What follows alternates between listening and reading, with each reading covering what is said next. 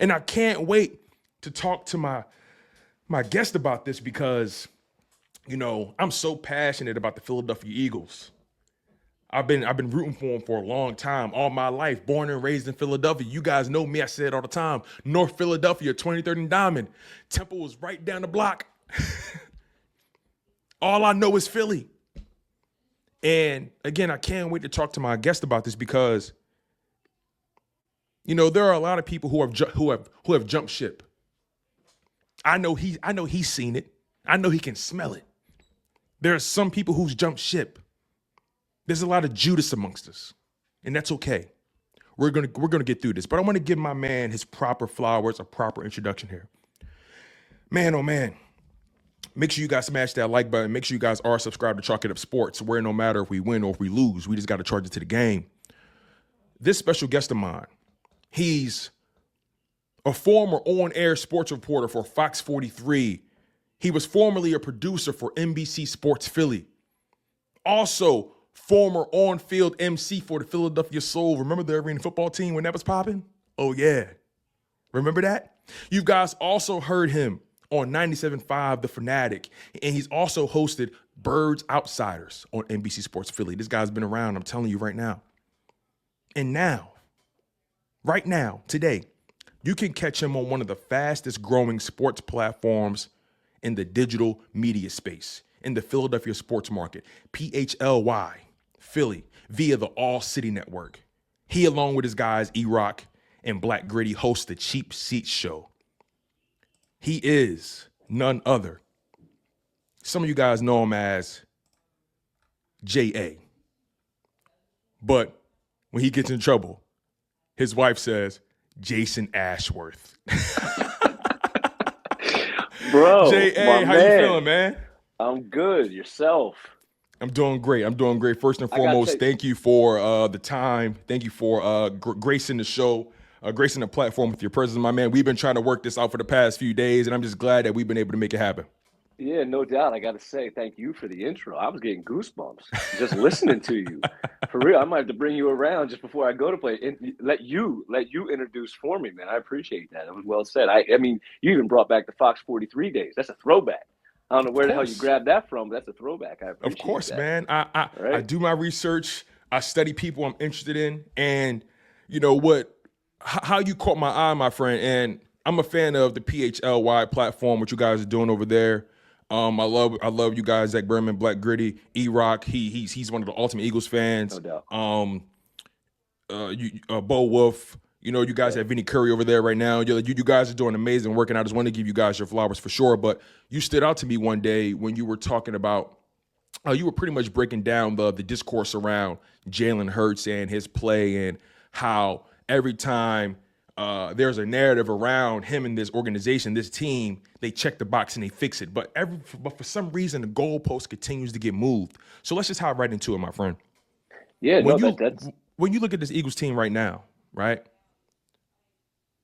Why do you think the narratives that circulate this team are what they are? Why are the narratives are what they are? Well, you know what? First of all, I think if I knew that answer, I wouldn't be sitting here right now. I'd probably be working for the Eagles or in some illustrious position.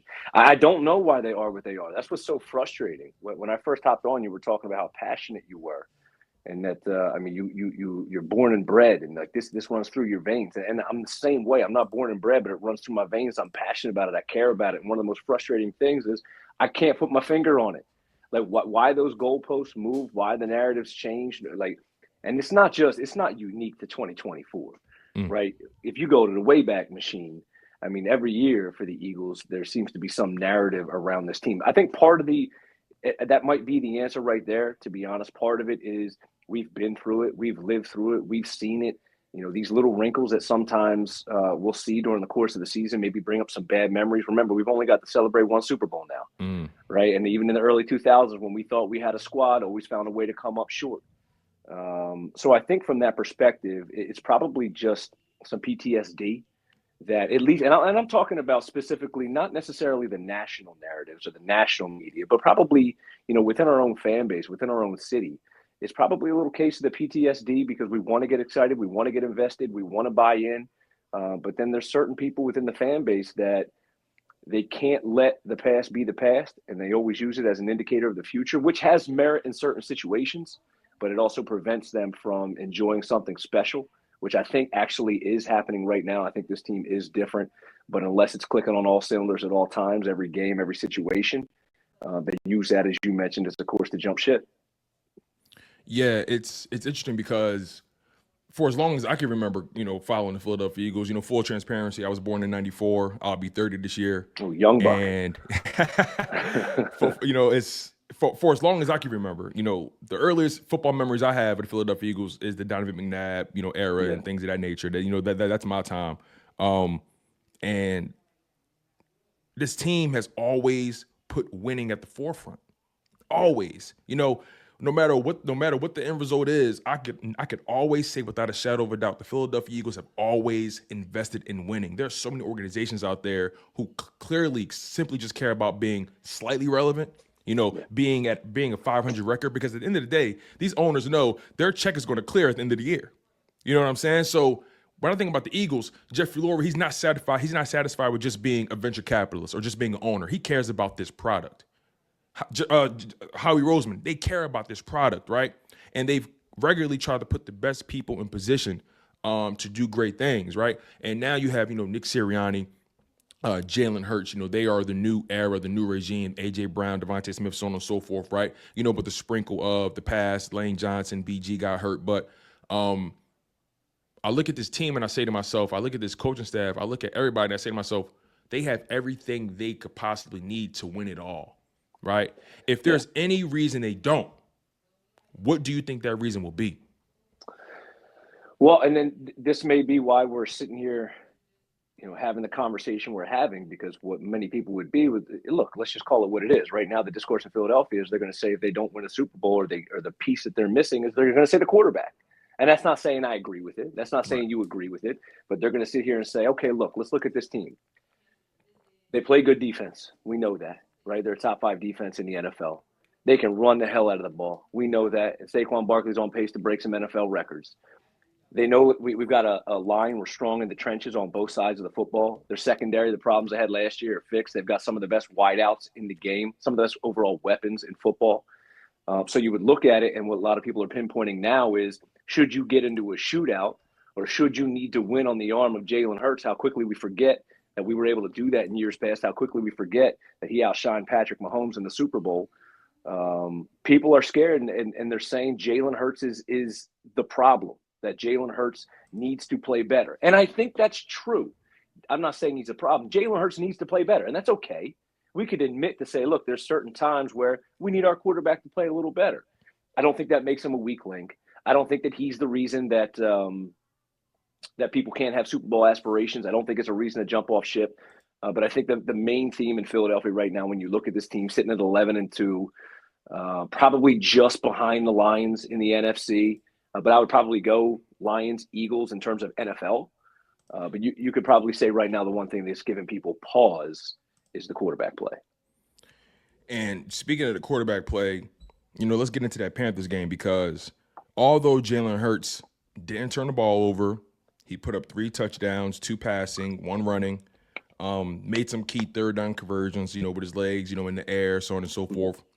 I think despite the efficiency, there felt like there was something off in his processing or what he was seeing. He just didn't look settled in that game for some odd reason. Sure. For some people, this may be blasphemous to say, but for me, based off what I saw, that looked like one of his worst performances this season. Take me through what you saw in that game from Jalen Hurts. So here's the rub, too. I was at the game. Okay.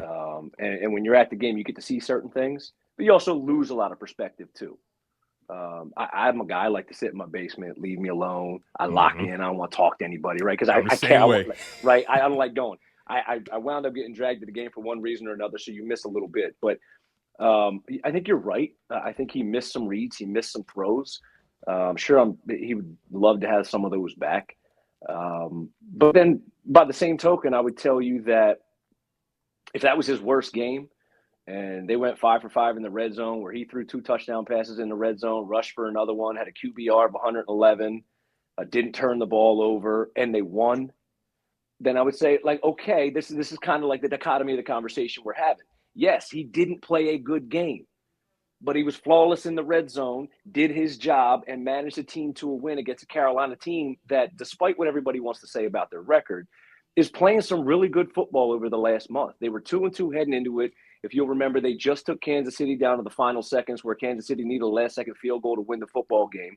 It's sandwiched between, coming off beating Washington, beating the Rams, beating Baltimore. Then you have Carolina, followed by Pittsburgh.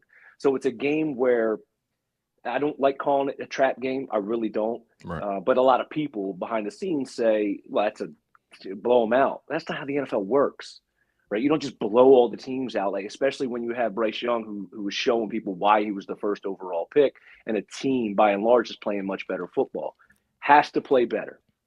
If this offense is going to be as dynamic as we know that they can be, and if they're going to exploit matchups in the secondary with the passing game, Jalen has to play better. I completely agree.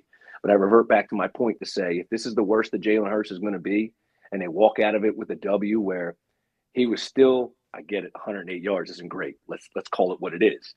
But when trailing, he was flawless. And the Eagles were trailing 3 times in that game, and every time he marched them right down the field and got them in the end zone to retake the lead. So I'm just saying it can be we can call out the QB and say that he needs to play a little better without acting like he's some trash QB, because we know he's not. Exactly. And you brought up the fact that this Panthers team has been playing very well. A lot of people do not want to give them real credit for, because of their record and because of what the analytics and what the stats say. But that team has found some level of pride at this point in the season, be it if guys are playing for incentives, be it if guys are trying to play for a job next season, or guys are trying to prove their worth. Whatever it may be, that Panthers team is playing significantly better than what their record says. And I'm always of the mindset to give credit where credit is due. Those guys get paid too as well. Multi-million-dollar guys out there, they got some level of pride. And then you also said that, hey, yeah, the game went how it went, but hey, they did just beat the Ravens, a team that everybody had them losing to. They did beat the Washington Commanders that a lot of people felt like, hey, Jaden Daniels is the best quarterback in the NFC East. The Washington Commanders are coming. They're going to win the division. He did beat the Los Angeles Rams, an offense that everyone kept saying that their pass concepts, their alignments and their formations are going to be a real problem for this Eagles secondary, these young secondaries, so on and so forth. I mean, they've slayed so many dragons throughout this season, and yet we still landed where we landed after this game through the win. I think that's what blows my mind the most.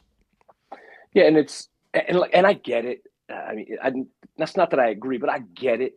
When you play a team like Carolina, especially coming off a performance where you kind of boat racing, but you really gave it to the Rams, and that was a big game for us. Where we say, hey, going out the West Coast, let's see what happens when they fly home. Let's see how we feel, where we stand. Well, we felt pretty good when they were flying home.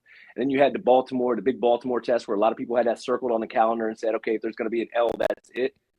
Wasn't an L. And if they did their work. So I think the excitement started to heighten, right? You start saying, wait a minute, this is Super Bowl caliber. I believe, and I'm one of them. I said heading into the Baltimore game, like, if you think I'm excited now, if you think I believe now, go ahead and beat Baltimore. I promise you, go ahead and beat Baltimore, and I'm in with 2 feet, right? Like no doubt about it. And they did that. So I think the natural repercussion to that is when you have a team like Carolina and what you could view as a trap game or whatever you want to call it, you expect to beat the brakes off of them. But as you mentioned, like, there's 53 guys on the other side getting paychecks. They're professional athletes, really good professional athletes that have turned a corner this season and are playing some really good ball. So it's frustrating. I get it. But again, I'll harken back to say the Kansas City Chiefs, who are 11-1, needed a last-second field goal to beat that team. I don't know about you. I just got done talking about the Detroit Lions are the best team in football, I think. I don't know if you saw it, but I saw them skate on Thanksgiving to the lowly Chicago Bears, who have lost like 8 straight games. And it only took the firing of Matt Eberflus. Like, that's how bad it was. They gave that game, like, Chicago had that dub, and they had to give it away and then fired their coach because of it. So it's not like these teams are just like, teams can be beat at any moment. And the best team in football almost lost to the Bears. Now, they didn't. They didn't, and I get that, but neither did the Birds. And they didn't squeak by 2. They won by 6. It's all good. I just think the panic level needs to to level down a little bit. Yeah, I couldn't agree with you more. Now let's get to the drama that is brewing, or that was brewing, right? Past tense, present tense, whatever, right? Let's get into that. I kind of wanted to set the table a little bit. And AJ Brown, after that Panthers game, obviously the game didn't go according to plan for him.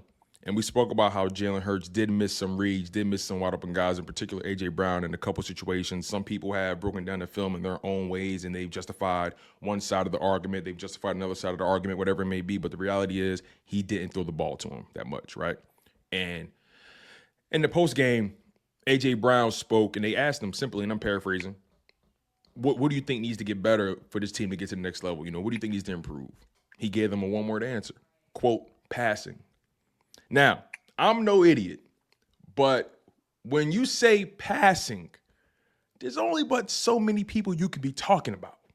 So when you heard AJ Brown speak on the situation from his perspective in that moment, and I'm sure you heard the entire interview, but when you heard him say that and you couple that with everything else he said in the press conference, how did you feel when you heard that? What was your thought process? Immediate was, all right, I probably would, and I get it, right? Say less, right? If you're frustrated, say less. Right? It's okay. But then the other side of me, honestly, was, he's not wrong. Like, we all know it. Like, the passing game needs to get better. If he, especially with a top wide receiver duo that the Eagles have. Like, again, if they're going to be as explosive and dangerous as we think that they can be, and they've shown that they can be, then yeah, and guess what? You got to get AJ and Devontae involved in the passing game, and then obviously we know what that does for the rest of the offense.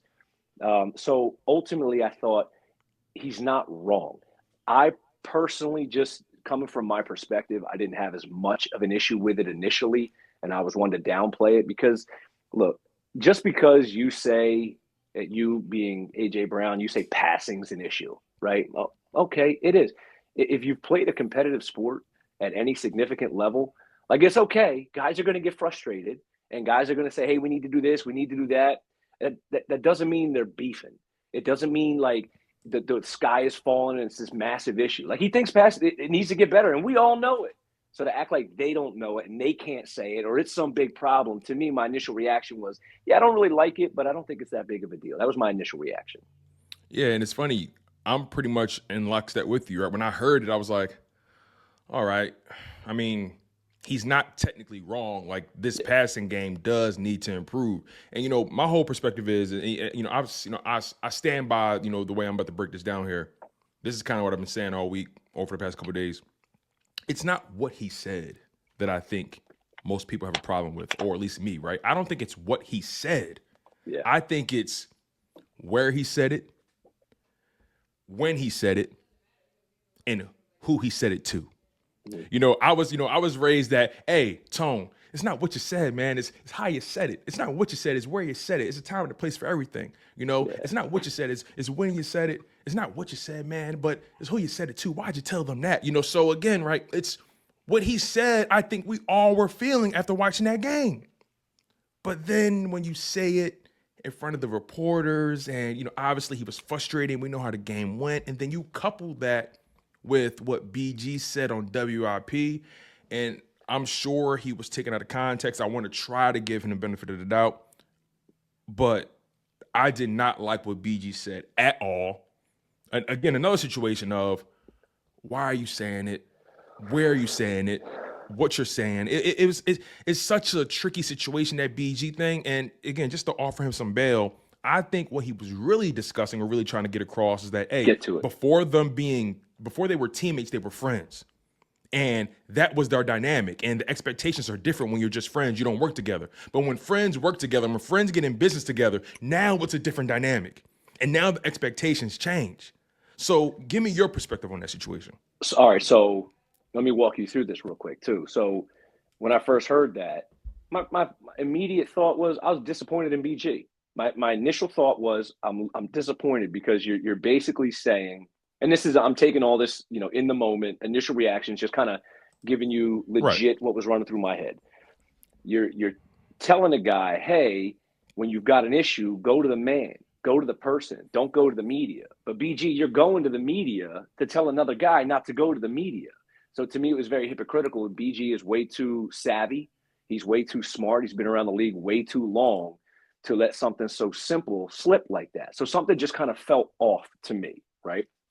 And it wasn't that he was talking to the media. I know that's a show that he does. Like, I get all that, and he makes those appearances every Monday on the station. But God's honest too. You put out on social media, it was one of your boys that said, "Hey, I was thinking of this," and it kind of flipped the way I thought about it. When I heard you explain that, and you just explained it again, I went, you know what? That's exactly what it is. And maybe that's me convincing myself that's what it is because I want to convince myself, but it makes sense. If I'm your boy, before we worked together, and BG said, hey, they were friends before. He wasn't saying before that game. He was just saying they were friends before they were teammates, and they were. But like you said, when you get into business together or you become teammates or whatever that may be, it becomes about the business too, not just the personal. We're not just friends. I get we are friends, but it ain't just about that. It's about the business too. And that's a tricky balance. Anybody who's worked with a friend or anybody who's been on the same team with a friend and not drama, but things happen. Yeah. Right. You have to deal with that business first, personal aside. And they always say, like, it ain't personal, it's business.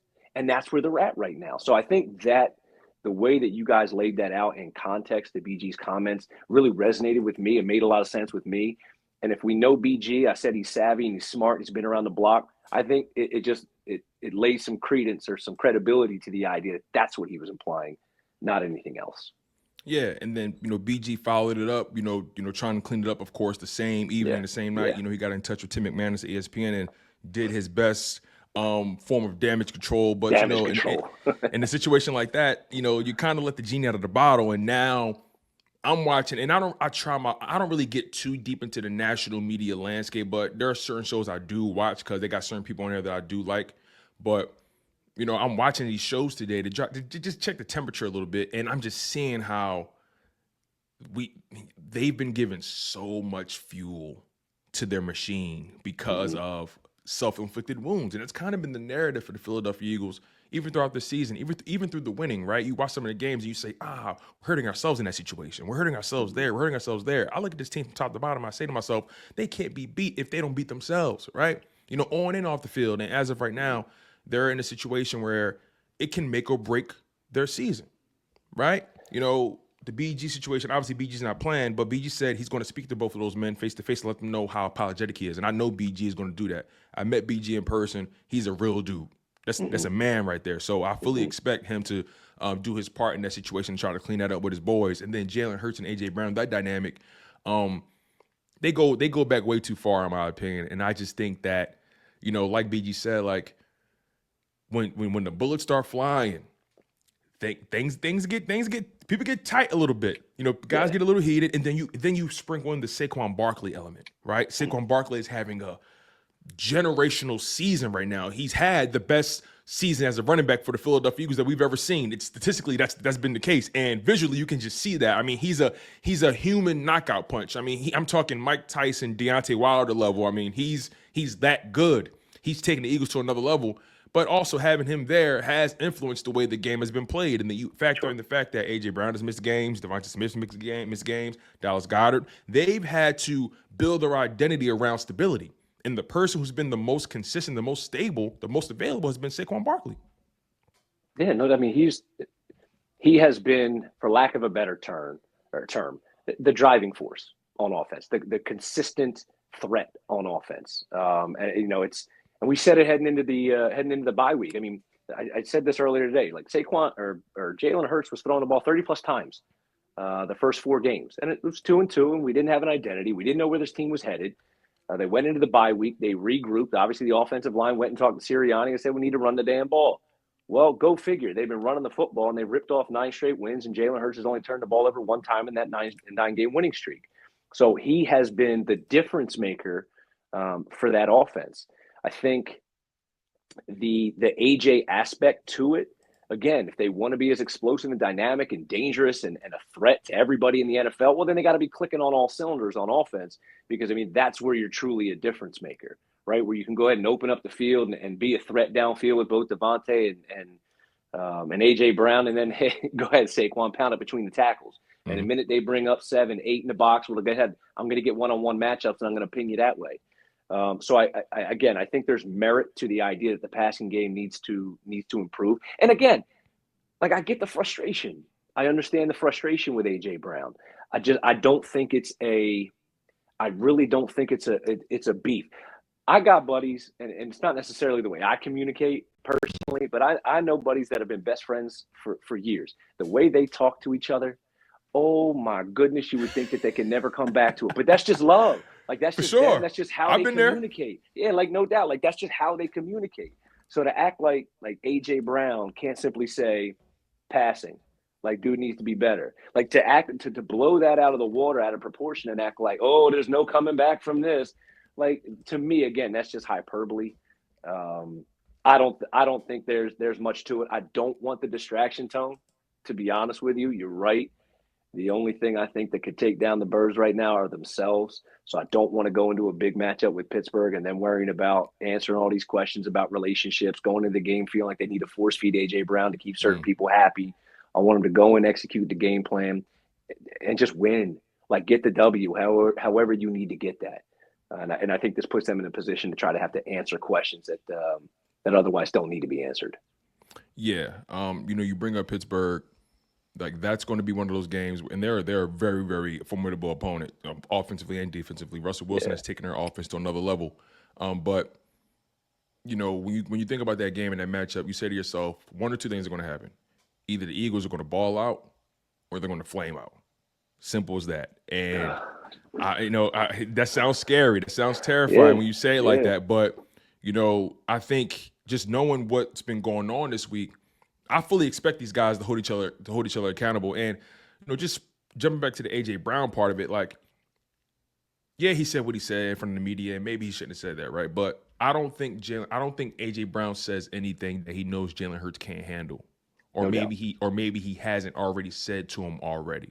I feel like, despite this boiling over, because the media's been low key baiting A.J. for several weeks about these targets, and I don't think his issue has ever really been the targets.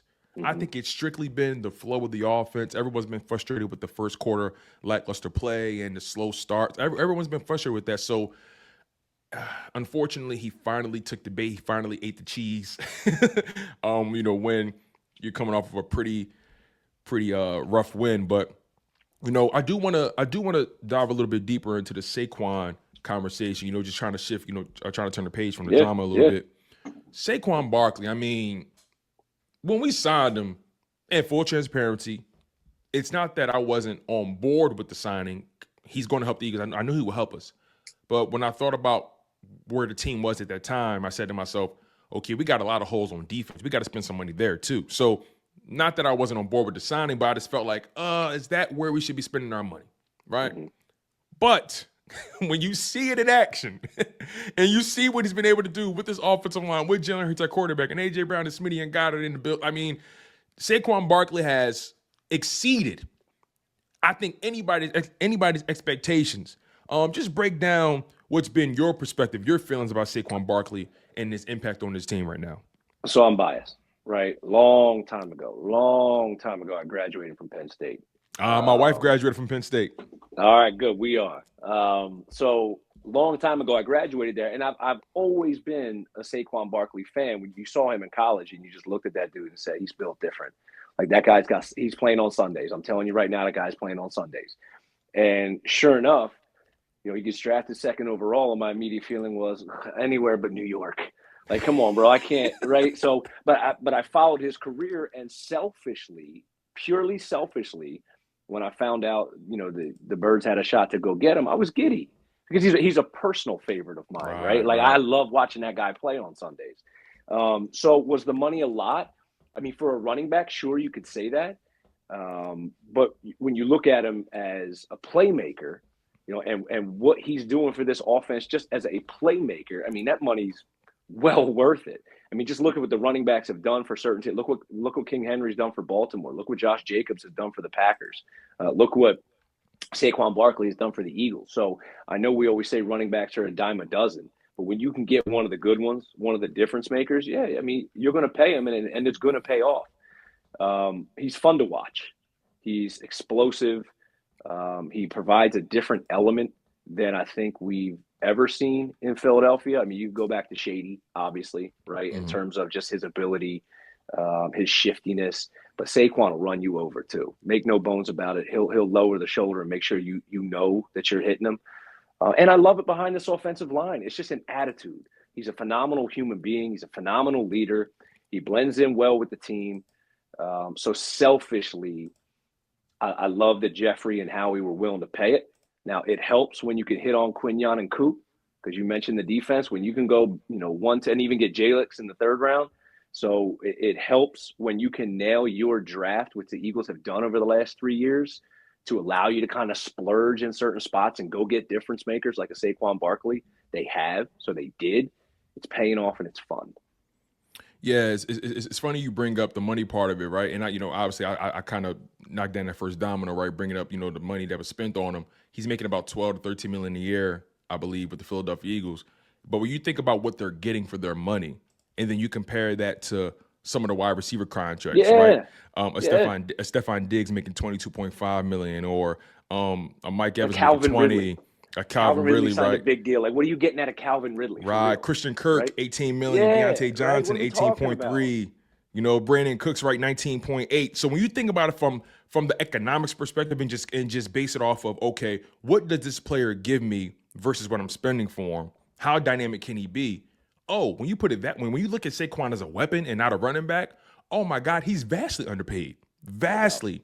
And thank God the running back market is what it is. Thank God it is what it is.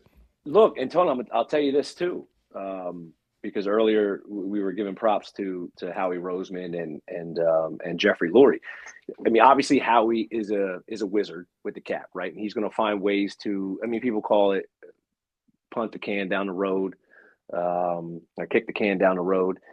If they didn't have an owner in Jeffrey Lurie that was willing to pay guys money up front, right, and structure contracts in a way where they're going to get some incentive up front and get a big chunk of that money up front, whether it be a signing bonus or whatever it is, Howie wouldn't be able to do what he does, and they wouldn't be able to build the team the way that they do. So it's not just, the players they have and executing on the field, and it's not just Howie building, putting the best 53 together, but it's also the owner who's writing some fat checks to make sure that everybody's happy, everybody's fed, everybody has their bread.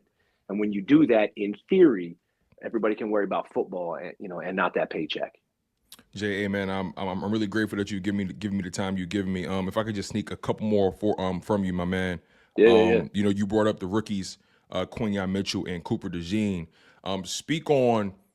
Speak on just how they've exceeded our expectations as well, right? I mean, when you bring in rookie DBs, you expect some sort of growing pains, right? And when you also factor in the schools they went to, a lot of people had doubts about a kid out of Toledo, right? A white corner out of Iowa. Let's be honest about it, right? A lot of people had their doubts about it. Yeah, you know what I mean? Yeah. But let's be totally honest. Quinyon Mitchell and Cooper DeJean have arguably been two of the best defensive players on this team. So just give me your perspective on how these young players, like a Quinyon Mitchell and a Cooper DeJean, have been able to make an impact so soon. And you could even take it a step further and think about the second-year guys, the third-year guys, and Jordan Davis, Jalen Carter, Nakobe Dean, Nolan Smith, guys like that. Yeah, and again, you go back and you look at the last three drafts, and it's no surprise why the Eagles are in the situation or the position that they're in, where they're competitive, and they've got 3 straight years where they're ripping off, 10-2, 11-1 starts, whatever that may be, because they're drafting well. And we always say you have to draft well if you're going to sustain success in the NFL, and Howie's done that. For years, the funny part about this whole thing is for years we clamored, look, get in the SEC. Please, I just want you to target the SEC. And they go out and they get Devontae Smith. They bring in a Landon Dickerson. They got obviously all the Georgia Bulldogs. And they really they nail the SEC, right? And it works. And then this year they're sitting there and I go, well, I got this kid from Toledo. And we're like, all right, but you got that kid Arnold from Bama sitting right there. Now, I like Quinyon, but I'm just saying there were other bigger schools, right, bigger names. And Kool-Aid McKinstry out of right? Alabama as well, right? Bama again, yeah. Like you had big-time SEC players right there, and the way the draft shook out with all the offensive players going, I mean, Quinyon was sitting right there. Did I think Quinyon was going to be this impactful this quickly? I didn't. I thought he was a good corner. I liked what I knew of him, and I'm not going to sit here and tell you like I watched a lot of Toledo games. Of course I didn't. But I mean, I knew there's certain opinions. You know this, right? There's certain opinions you trust in the league. If that guy says it, all right, I'm going to listen to him. If this guy says it, I'm probably not going to pay attention to you. And enough people who have opinions that I trust said really high things about Quinyon Mitchell, enough for me to go pay attention, right? I didn't think he'd be as impactful this quickly. I'll double down and tell you, because you said it, a white corner from Iowa. Yeah, sorry. Look, and then I'm not telling you he couldn't be impactful. I'm just jumps out the gym, by the way. Jumps out the gym too. No doubt, right? He's a hooper. Kid's a hooper. Exactly. So I think when I saw that they were taking a chance on him, I liked it just from an overall value perspective. You're getting a first round grade on a kid, falls to 40 in the second round.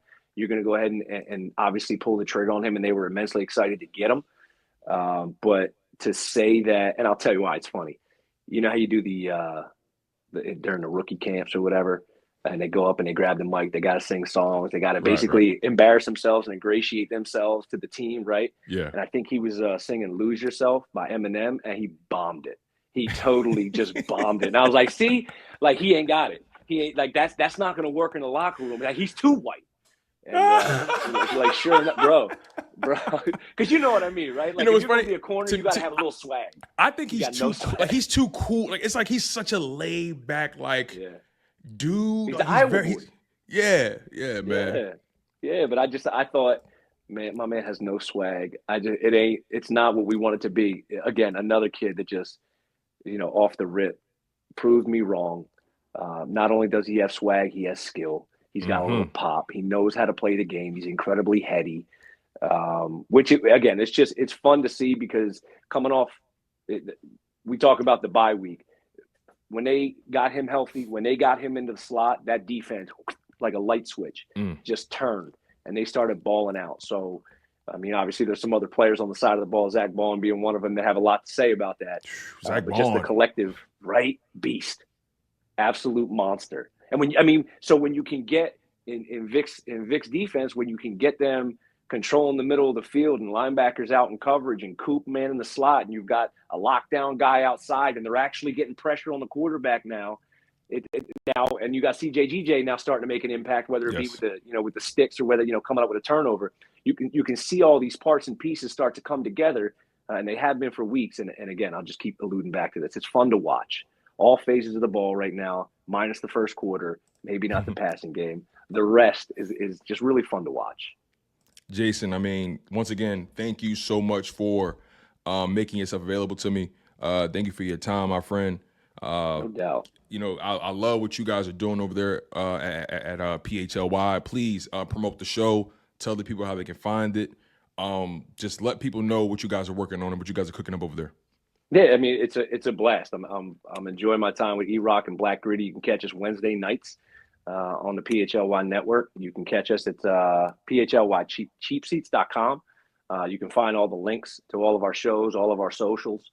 I mean, we're having fun, bro. It's pushing on YouTube TV.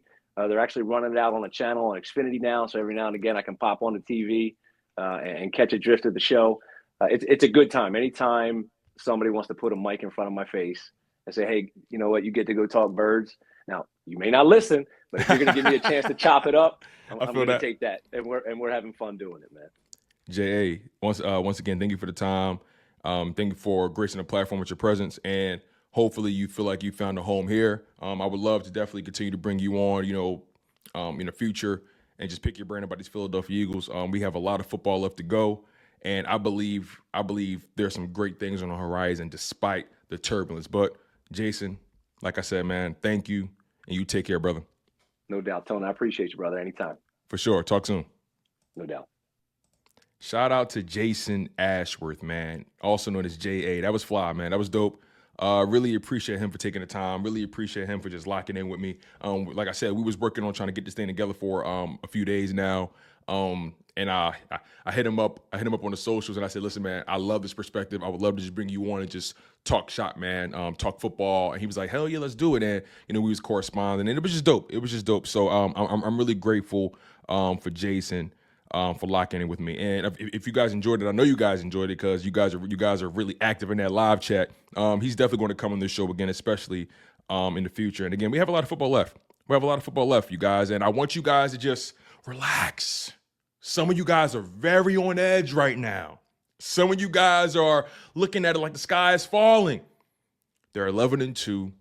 You have a top 10 quarterback in Jalen Hurts. You have the best running back in the NFL. You have the best offensive line in football. You have a top 3 wide receiver tandem. You have a top 10 tight end. You have the best defense in the NFL. You have one of the winningest coaches in football who have beaten some of the better coaches in hardball, right? He's beaten Sean McVay twice. He's beaten Matt LaFleur twice. This guy has a resume, right? Say what you want about him. He can be a little kooky. He can be a little goofy, but guess what? He wins football games, and his team galvanizes around him. You have a solid coaching staff in Kellen Moore and Vic Fangio, who has developed talent in this organization, right? Vic Fangio's fingerprints are all over that defense, right? We need to woosah.